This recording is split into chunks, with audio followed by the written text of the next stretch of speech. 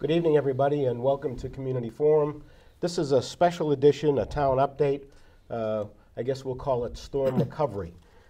Many of you know that we've experienced one of the largest amounts of snow at any given period of time that the town has really experienced in the last 2 weeks. Consequently, the parking ban is still in effect. School was closed several days and so forth. Everybody knows the story. But we thought it was time to bring in the department heads along with the town manager to get an update on exactly where we go from here. We'll get an update of what's happened, and we'll get an update to what we can look forward to as this next event is starting to play out this coming next couple of days. So with me is Jim McKenna, the town manager, Paul Flanagan, who is our fire chief and is also the director of emergency management, Terry Delehanty, our police chief, and Steve Calla, the director of DPW. Jimmy, I'll start with you. It's been quite a few weeks, I should say, with snow for the town services and so forth. It certainly has, and you know, it's not lost on any of us here how much this has affected the town residents, and our resources. And you know, it's been almost biblical, the amount of snow. And you know, if you just take a quick drive around town, you can easily see, due to the density of our community, as well as the way it's built out, combined with the magnitude of snow, that it poses a particular very severe challenge to resources and to our own personal temperaments when dealing with it. So we're very conscious of the the struggle that everyone is having, not just the town, but the people, to keep their driveways clear and find a parking space and to get back to a normal way of life. And to that end, we really try to appreciate what everyone's struggle is to deal with this kind of a sudden impact to our streets and our neighborhoods. And we have a great public safety team here, and we've been monitoring the situation very, very closely. We have a progressive, thoughtful process of addressing storms such as this, but it's not without taxing our resources, our manpower, our equipment, and it's important that we regroup and think about what we've learned over the past few weeks, what we are anticipating for the balance of the next few days, what our forecasts are telling us, and also to reach out to the public and make them aware that we are sensible and sensitive to their concerns. We're fielding a lot of phone calls. We're trying to address as many as we can with accurate information, and just give people a sense that we're trying to address things as quickly and effectively as we can with the resources we have, but understand that when you fight in a weight class that's bigger than you are, it's challenging to meet that measure, and that's really what's been happening with us these past couple of storms. So we've prepared an outline of conversation to go through with you, Ron, and thank you for having us today. My pleasure. To bring folks up to date, to address some areas of concern, to make sure people are aware of what our strategic approach is to dealing with snow in general, to talk to people like you have here, to understand what our thoughts are and our challenges too, and so that people, I think, the more we can provide decent and accurate information, the more people become more, I think, aware themselves and respectful of the challenge. And that's what our goal is here today, is to ask for people's patience, continued patience and understanding, and respect the challenge that we have, and help us to partner with us in trying to all achieve collectively the objective of bringing the town to a normalcy that we know we need. And so, with that, we can talk about some of the areas that we need to address today. The first issue, obviously, is preparation. We think a lot before the winter comes, and Steve Calla, our DPW director, plans vigorously for what we usually see as customary snowfall in Winthrop. Steve, can you go through a little bit of that thought? Sure, yeah. Our preparation starts in early fall. You know, we concentrate on getting the salt shed full of salt to treat the roads.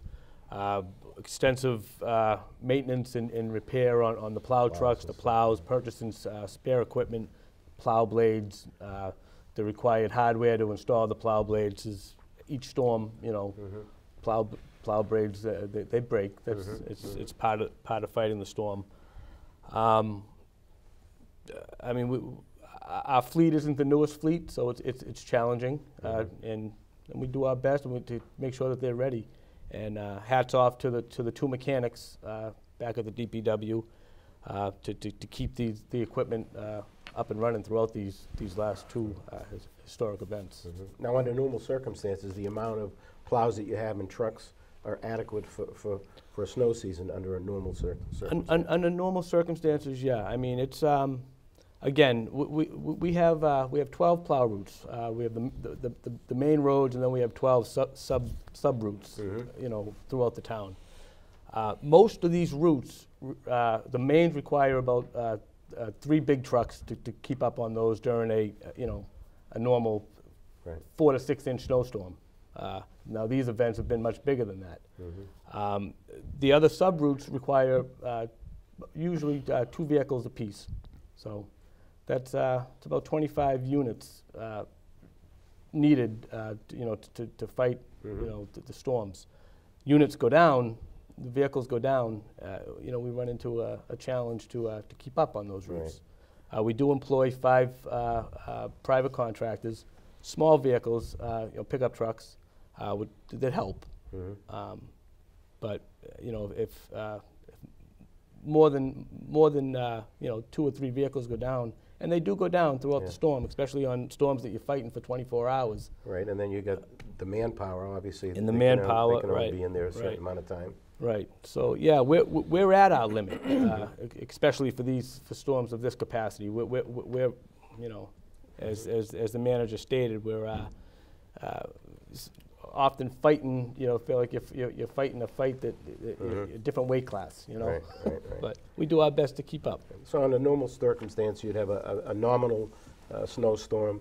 You'd be at it. You know, the way you attack it, you start off slowly with the, you know, salting and so forth. Right. And then when the thing subsides, you do your cleanup, and then you get into cleaning out the parking lot, especially if there's been parking bans. That's right. Every storm's different, but for these storms, yeah, we treat the hills and the main roads with salt. Usually we can, you know, if an event is just going to be 2 inches or less, typically we can knock it down strictly with salt. Once you get to 3 inches, the plows need to be put down, and again, depending on the intensity of the snowfall, generally we can keep up, and oftentimes we do our best to keep it curb to curb throughout the storm. On these last couple storms where the rates of snow was 2 to 4 inches an hour, and you know, we did our best just to keep the roads passable for police and fire. And then, when the snow subsides, then we do our best to widen it, which is very important, you know, to limit the time for the parking ban, which is still in effect. You know, we want to get these roads as wide as possible. The temperatures drop, things freeze up, and it's that much more difficult to move, which is why we're out there with the front end Yesterday loads. was great. We had like 37 degrees. It was like summertime. And today you come out and all of a sudden it's turning to snow, and now we have a deep freeze again. That's right, and like you said, you do get that little bit of melt, and if you don't have exposed catch basins, it becomes even more problematic, you know, with puddling freezing over at night. So, yeah.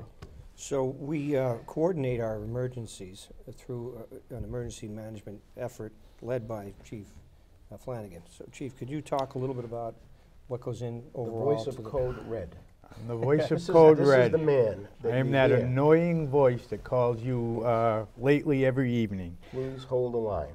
But with that being said, being a little weather nut, I start usually badgering the manager a week ahead of time with little text messages in our digital world that, you know, next Thursday we got to pay heads up. But the manager, we always have a pre-storm meeting, sometimes 2 or 3 days ahead of time, and then usually the day before.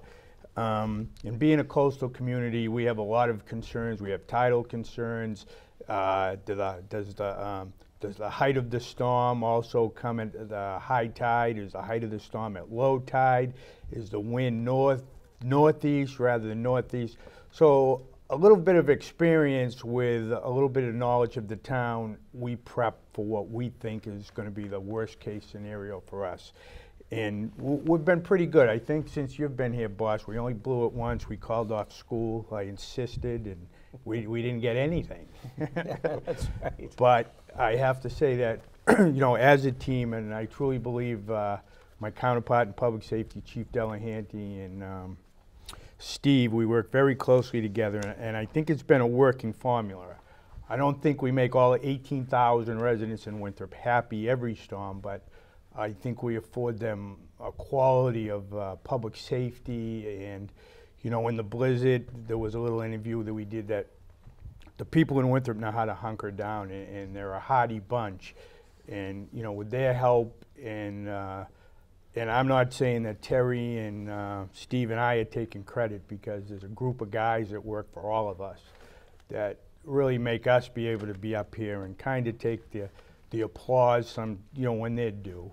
And, they're out working now. We're in the nice warm studio talking about what we do. But again, the governor's declaration, when the governor puts out a declaration, that's the first step on possibly a community like ours getting some very valuable reimbursement. Right now on my desk, I have the papers for the historic blizzard. Snowfall falls under snowfall assistance. The only time communities are eligible for snowfall assistance is when it hits historic levels or near to. The blizzard did, over a 24-hour period, fall into near historic levels. So we are in the process of doing initial damage assessment and snowfall costs. So the police, Public Works, and will be forwarding me their numbers for overtime costs, damages, broken plows, and other equipment that they had to either replace or repair during the storm. And we submit it to MEMA through the Department of Emergency Management as a county. If the county hits the lower threshold, then we are eligible for a presidential declaration, and we'll get 75 cents on a dollar that we spent. We're going through that process now. We will submit that within a week, and then as the county, we will find out if we have qualified. Not always is snowfall included in a declaration, but again, we hit historic snowfall levels for a 24-hour period. Now, the good news on this storm was that we didn't see the floods that we used to see with major storms. Can you talk about the bullet we missed on this storm? Exactly. Over the summer or late fall, we'll go talk to our private beach. A lot of residents, if in one of these heights of one of these storms, if you're down on Shirley Street, which Ron can attest to, he lived there, his whole life, and I grew up down there. You can talk about a storm on Shore Drive, then you go over Court Park. It's a different world.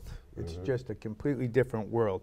But due to the work that our own Public Works did on Euro Beach, building a little berm and putting some reveal on the wall, and then the 20-year fight, which we can credit our representative, Speaker DeLeo, and later, I don't think Senator Petrocelli's been involved for 20 years, but he's been very involved.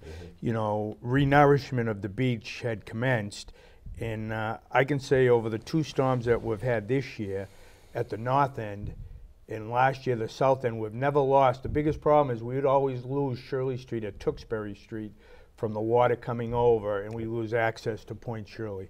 That hasn't happened in 2 years, and this year, even in the blizzard, although the tides weren't at their highest, but it did blow 55 miles an hour, the Shore Drive didn't even get wet, which takes a small public safety workforce in these storms. If you take the whole flooding out of it, it makes our job so much easier to deal with the emergencies at hand.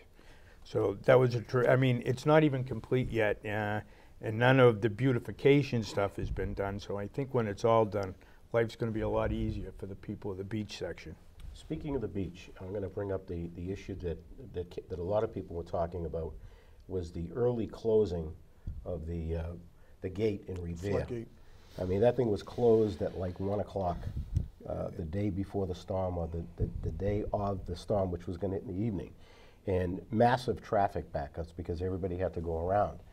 Now, is there any coordination? Well, DCR certainly makes myself and the fire chief aware they're closing that gate, but they're also concerned with the tide. Even, the storm might be a day away, but the tides are roaring, 12, 20 hours before that, and it does take a while to close that gate. It's not a gate that you can just push a button and it closes. Really? What do they physically have to do? Well, it just takes a while for the gate to come across. Is it electric? Yes. No, they have to force it open, pull it open. Yeah. Sometimes they'll use a front-end loader to do it. But this last time, it closed at 3. The fire chief in Revere always argues, why are you doing it so soon? But once the splash over starts, they can't have their people working for a few hours attempting to close it. It's for the protection of their own people. It's an ongoing argument, which we're going to always lose. And they're going to close the gate basically in nice weather rather than in foul weather. And again, it's a DCR decision to close that. And I think, maybe if the people complain directly to the DCR, we might have some more success when we talk to them to hold off and delay that closure. But it was closed this year, almost 12 hours prior to that. Yeah. But we work with a lot of agencies in planning for these events. And, we use state advisories, to plan what we're forecasting. The chief's on the phone, as he said, to me and to the team here, routinely giving us updates. We're now monitoring what's out the front window, which we might want to mention. We think that there's going to be something that's going to come in around Monday. Chief, you want to talk about that a little bit? Well, before you do that, Yeah. tell the folks at home, you've got this, on the national level there's emergency management, on the state level there's emergency management, and on the local level there's Right, and emergency again, management. And you're the conduit. I'm for the us. local guy in Right. Winthrop. So Okay. basically what happens during preparation for a storm? You mentioned the fact that you're on the phone. Now, you're on conference calls and so forth with them? Well, as the storm is approaching, and depending on whether it's a hurricane, it's a blizzard, or they're concerned, a heavy rainstorm with coastal flooding, because we can turn to rain along the coast. It can be February and still have flooding. We will have conference calls, and you don't have, we might have 350 people on the conference call, and you can ask questions, and they say, please don't ask what time it's going to start snowing in your town. They want regional questions. Yeah. But national weather is right on the phone with us. They're talking storm surges. Like this last storm, like I told you, Shore Drive didn't even get wet.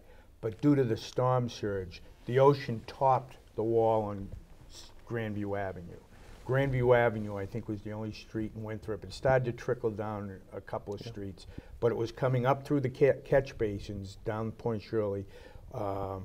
Maryland, Townsend, those streets had maybe 8 or 10 inches of water in them coming up through the catch basins. 777 Shirley Street had some water. In Grandview, the seawall, the shot wall they built on Grandview, was topped by the ocean, and it was just the cup runneth over. The ocean was higher than the wall. But other than that, the snowbanks contained the flooding to Grandview, which was an advantage to us. But we have Web EOC, and what we do is one of our computers at the station goes right up on Web EOC. Everybody, all the emergency managers and departments, they post the problems that they're having in their communities and what their resource needs are. So, again, once the governor declares that there'll be a declaration, we can reach out to MEMA. And this year I reached out to MEMA early on, knowing how we were buried in an asset. We have 2 front-end loaders that come in. The blizzard started to wrap up Tuesday night here. I think Wednesday night at 5:30, 6 o'clock, the first front-end loader with an operator showed up, and an hour later the other one. And since that day, and that was what, 7 or 8 days ago, these 2 machines have worked 24/7. They have 3 operators. Guy goes in for 8 hours, he comes, the 2 machines have worked right around the clock. So they're still in Winthrop working? Still in Winthrop. They've never stopped. The machines, this morning one went in for a little maintenance. They had to do a little welding on it. And to give Steve some rest, whether, we as supervisors have been switching off, Chief Delehanty, myself. I was down the center last night till about 1 o'clock, and then I took him down the landing because, Steve has to have a little downtime. But we just give these guys, and it's been incredible. But These are storm chasers from Buffalo who are well seasoned at major snow events. And again, you know, MEMA picked up the tab from Wednesday till Saturday at noontime, and due to our needs, the managers saw fit to hold on to them to help open up some of the streets. It's not like the tornado they had in Revere. That was the only emergency in the state. There was plenty of assistance. Everybody's in this mess. Right. Right. Interesting. So, you know, our mission, you know, when we have a slide up here, and I don't know if that can be projected or not, but we have a storm mission, okay? To ensure public safety, access to people and property is what our main objective is.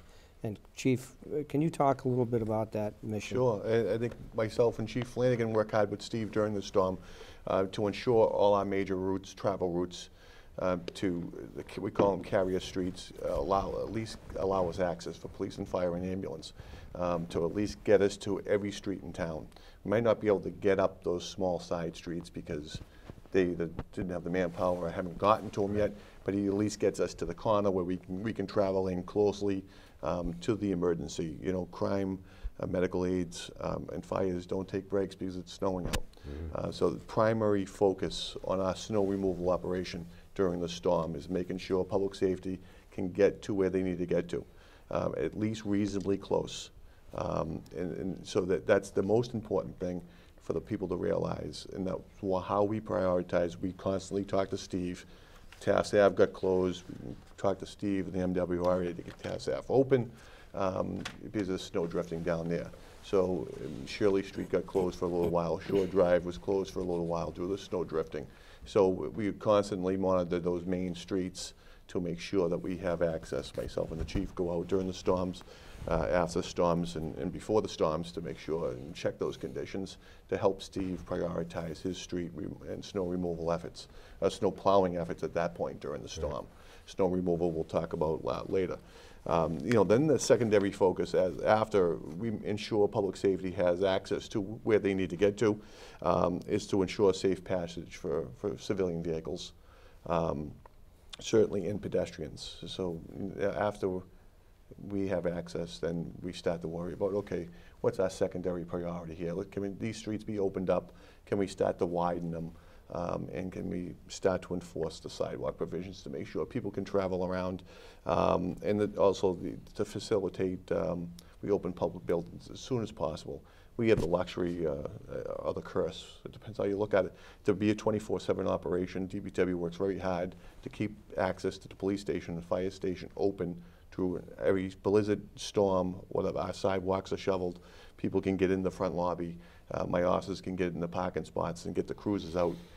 So it's very important that those emergency buildings always remain open, but town hall and the schools are our secondary priorities, is to get them open for regular business, and more importantly, so my wife doesn't kill me, get the kids back to school as quickly as possible.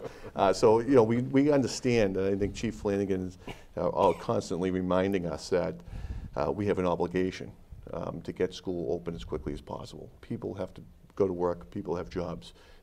They rely on school to be open, and town hall to be open, and that's, you know, something that we work on very hard to open as soon as possible. I know we've had a lot of snow days this year, but I sincerely can say those buildings were open as quickly as possible, and to ensure the safety of the kids, because it's not just opening around the buildings.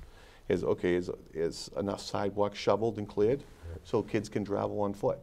Are the snowbanks too high that they're not going to see a middle school kid or a coming school kid behind that snowbank if they're walking on the street? There's a lot that goes into it. There's a lot of evaluations that we constantly do. Intersections, we have to pile too high at an intersection where if someone's traveling with their kids in a car, are they going to get T-boned? And so we really try to minimize risk and loss, whether that loss be property damage or injury to our citizens.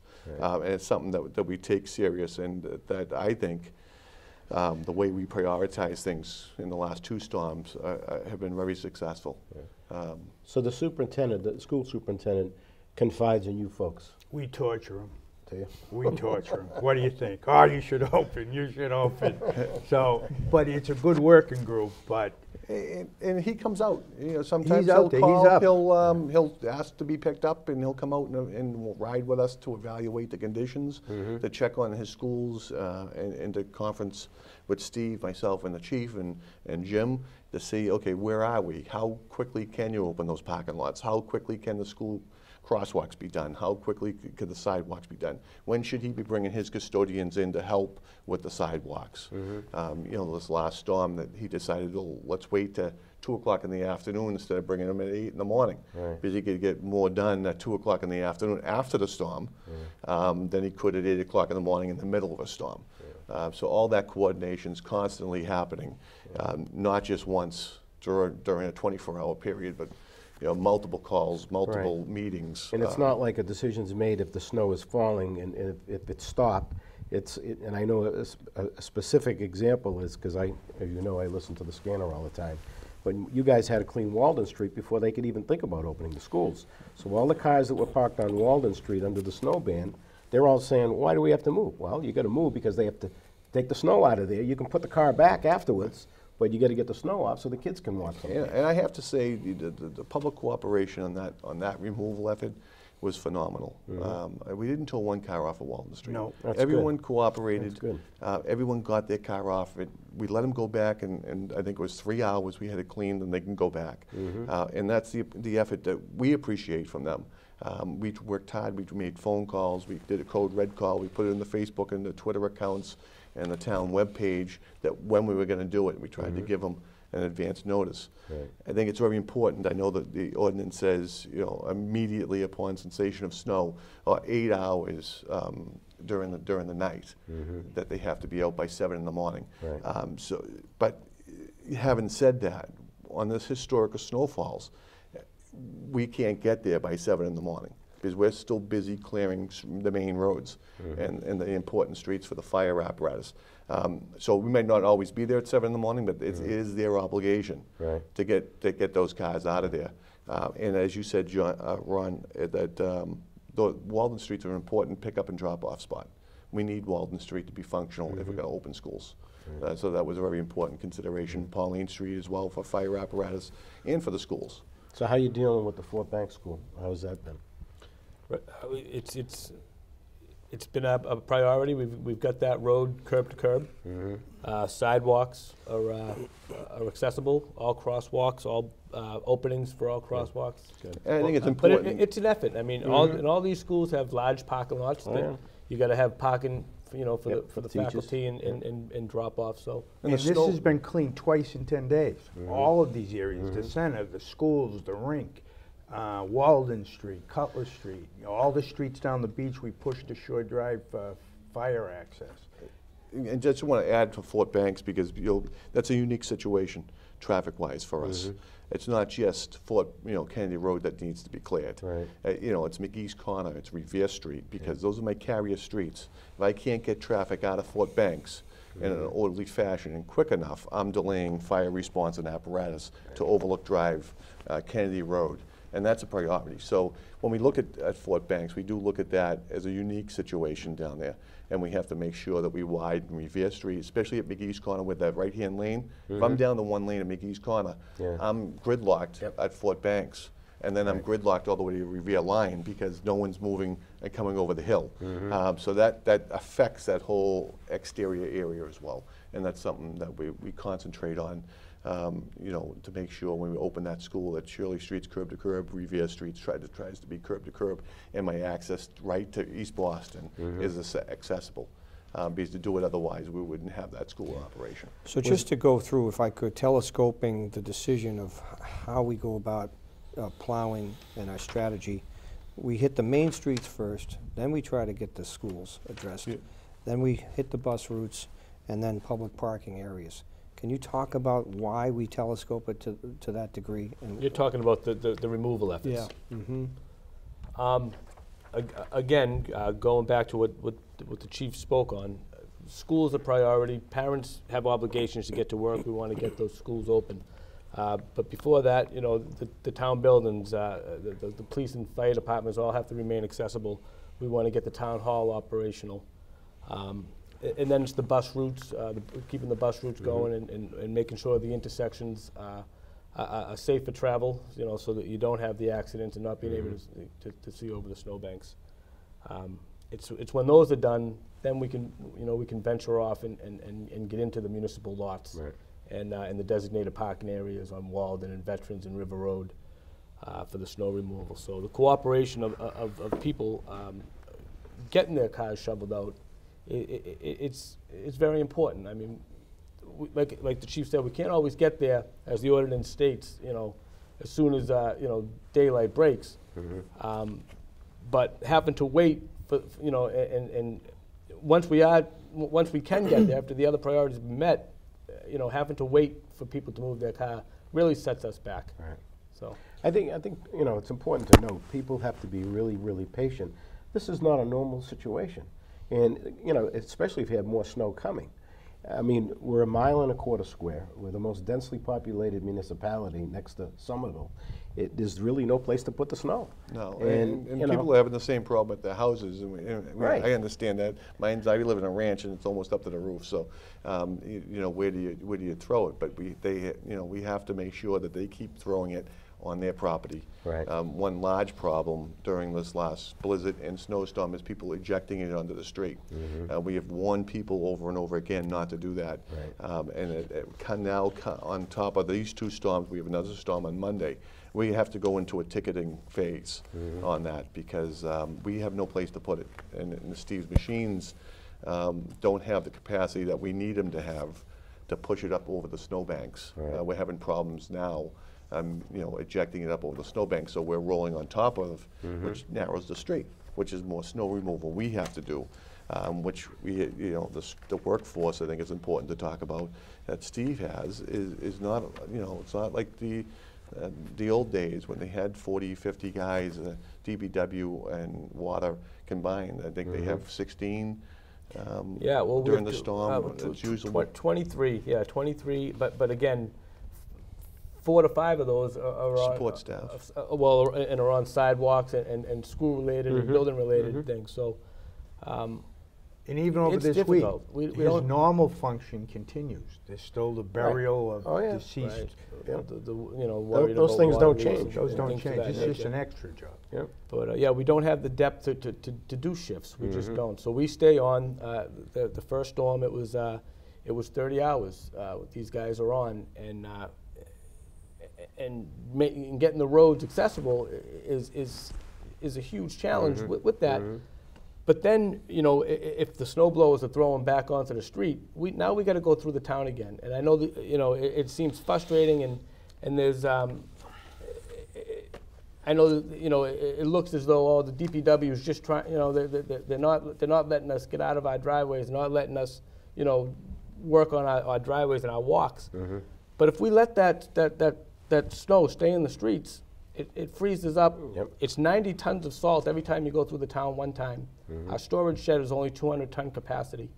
So these are things that we think about. We want to get that road down to pavement, treat it, and be able to break off and get a little rest. You know, otherwise we'll be fighting. We won't be able to get off the roads. So there's a lot. The more we talk about it, the more Yeah, you no begin to doubt. appreciate the magnitude of, you know, the challenge. We wouldn't be anywhere without our regional partners, Chief. And, you know, MEMA, obviously the state agency, we work closely with you as our lead. MWRA has kicked in very well for us. They've been great for us. Tell us what they've done. Well, the MWRA, and you know, under President Peter Gill, I was able to get on the board, and I was a strong advocate that we needed, whether it was either one of these two gentlemen, somebody who was in the day-to-day operation of the town, to access and be aware of what the resources the MWRA has was very important. So having a working relationship, it's much easier to call the authority and say, listen, we need you to clean your truck route. Although it's their truck route, it's our road, you know? So, and it's worked well. The other day, even their operators, they have huge areas to clear, but they always gave us front-end loaders, they gave us dump trucks. And when you have to start lugging snow, the trucks that the Public Works uses day to day don't have the capacity that if you can take 3 times as much in one truckload, it just works better. So even with their own needs, they gave us what we needed to get our town opened. We reached out to Massport, and again, as the crow flies, they're 1/8 of a mile away. They also had a historic snowfall and an international airport to open, but they sent us some of their private contractors, and I think we worked them till almost 2 o'clock last night. And I think we had 4 10-wheelers in here, and I think we had 5 front-end loaders loading them. So, I mean, we were just moving snow like crazy last night. DCR right now, I think the greatest thing they've given us is patience, because we've put an awful lot of snow on DCR territory. They deserve it. Well, I told them that, you know, we never complain when they put all their salt water on our streets. That's correct. So, And all those ugly commercial vehicles parked at the beach all the oh yeah, but I mean, and again, the state police take care of Shore Drive, but we've been very fortunate, and you know, would be kidding sometimes. You know, I go up to the manager cackling like I get all this kind of authority, but you know, I always tell him the speaker's got to get to work, and that helps to get. And the he streets. has, the speaker, you Yeah, know, he he's been a takes our help to us. calls. Oh, He yeah? does. And takes them. he takes a personal interest in Yep. this community and takes our No doubt. calls, wants to know what's going on. We tell him, Yep. and then he's very helpful. And he Yep. calls the people he can call that only will take his call, and that helps us enormously to get these. Noonan and I, we taught him well. You when he did. was on our You board. did. That's it. But you know, just before we run out of time, the thing Yeah. that we've left out of this, Mr. Manager, Sure. is code red. You know, Yeah. I was up the manager's office today, and there's all kinds of fires being put out over the telephone. I didn't know about my car being towed, and we've been very sensitive. The other day when we were talking about clearing Walden Street, there was police officers, and I called it to the chief's attention, helping the residents push their cars out to get them out in a timely manner. We don't want to tow anybody's car, but we still have a job to do, and when we have the resources there to do it, the cars have to go. Because these aren't our resources, and time is precious. We got to get these. So again, if you go on the town website at www.winthrop.ma.us, click on the home page, you will see the code red registration. Some people are a little annoyed, you know, I've been in their house every night for the last 3 or 4 nights. And again, it's just some of the information may seem mundane, but we're going to tell you we're going to attempt to clear Crest Avalot. Those people usually park in a storm and then go back to their neighborhood. They can't go back to their neighborhood because we haven't lifted the snow ban. So we are going to attempt to clear those lots. We're going to put that information out. Just go for a ride or do whatever you have to do. Go out to dinner and come back in 2 hours. The lot will be clean. The other thing we have is, over the last few years when fuels were sky high, tremendous amount of people put in energy efficient boilers. In that 3 to 6 inch snowfall, it's never a problem. You have to find out, don't start to think about it when the snow's flying, because if you watched the news last week, an elderly gentleman down the Cape went out to check his in the height of the blizzard, never found his way back home, or never got back into the house, whatever happened. So please, if you do have a direct vent boiler, or if you're not, direct vent boiler would be a boiler that doesn't go into your chimney any longer, it goes out the side of your house. And you know, we have almost 4 feet of snow in the ground, and a lot of those vent out at 24 inches. So it is a concern for, you know, you don't want CO in your house.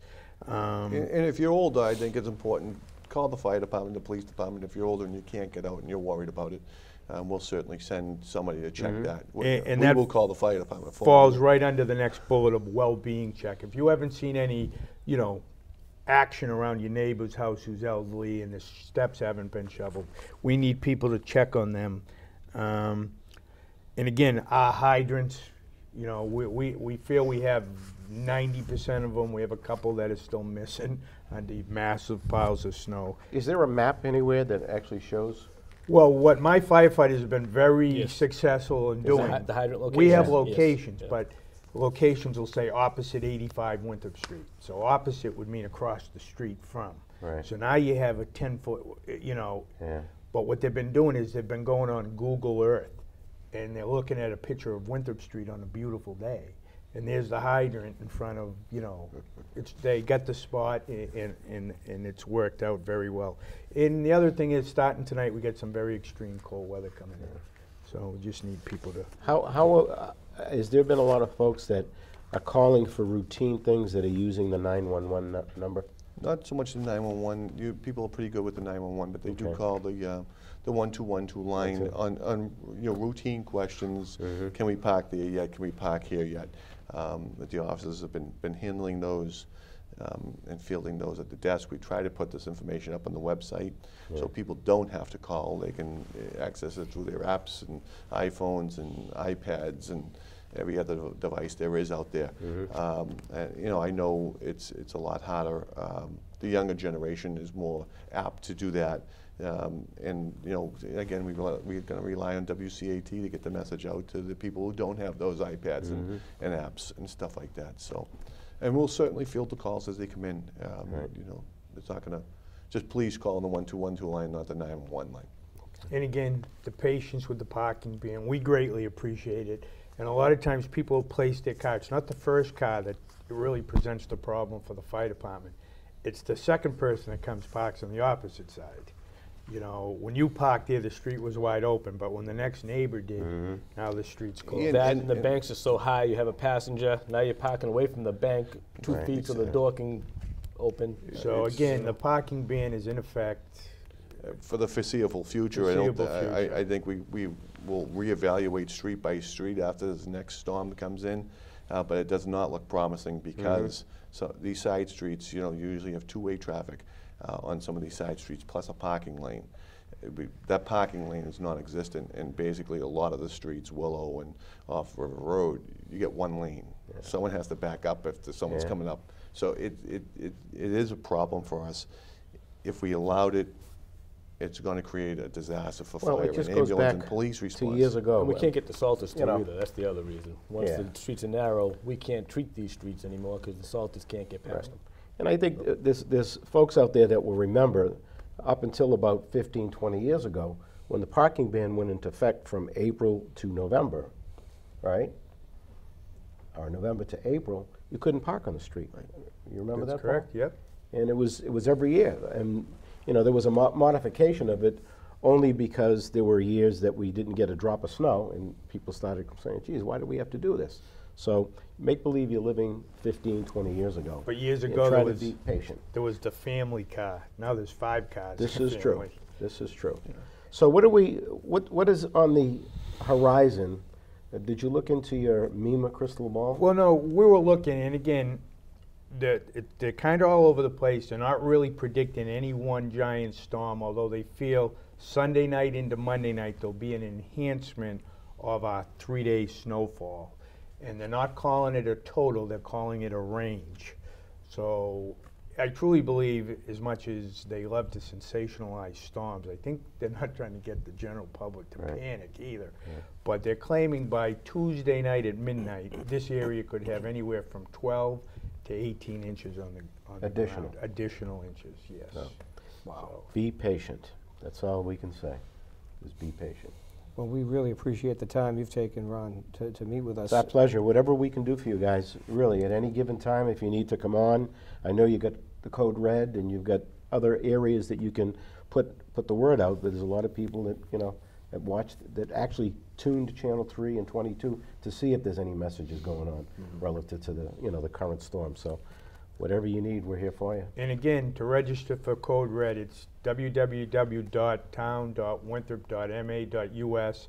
Click on the home page, and the flashing registration will be right there in the Okay, and they can also get that information if they go on the town website? That is at on some the point? town website. Okay. And on Facebook, we send out the manager's blog as well. They can register for So that. just type in Winthrop, Massachusetts, town of Winthrop, Massachusetts, and it'll bring up the website. Okay, gentlemen, thank you for joining me. Thank Thanks, you, Ron. Thank you. And until next time, be patient. There might be a little more snow for the next couple of days, but be patient. The town is doing whatever they can possibly do to alleviate the stress. Till next time.